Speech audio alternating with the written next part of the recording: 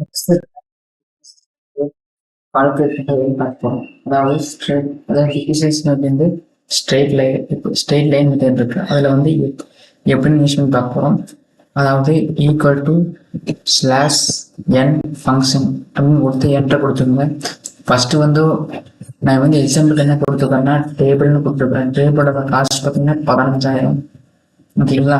அதை வந்து அந்த பீரியட் முடிஞ்சு ஒரு 10 வருஷம்னா அந்த வெயிட் ஃபுல்லாக வந்து இப்போ மறுபடியும் திருப்பி கொடுப்பீங்க பார்த்தீங்கன்னா 1000 ரூபா அப்படின்னு வச்சுக்கிறேன். எத்தனை வருஷத்துக்குன்னா 10 வருஷத்துக்கு. ஓகேங்களா? அப்போ வந்து என்ன செலக்ட் பண்ணிங்க டேபிள். ஓகேங்களா? டேபிள் வந்து செலக்ட் பண்ணிவிட்டு சால்வேஜ் வேல்யூ பக்கத்தில் அடுத்தது இதே செலக்ட் பண்ணிங்க. லைஃப் பார்த்தீங்கன்னா 10 இயர்ஸ்க்கு எவ்வளோ. ஓகேங்களா?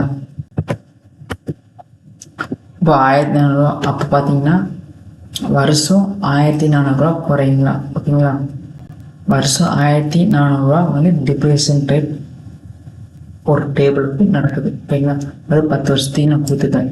இதே பார்த்தீங்கன்னா 5 இயர்ஸ் நான் கொடுத்தேன்னா 2800 வந்து குறையுது. ஓகேங்களா? அதாவது கான்ஸ்டண்ட்டாக ஒரே ரேட் வந்து அப்படியே குறையுது.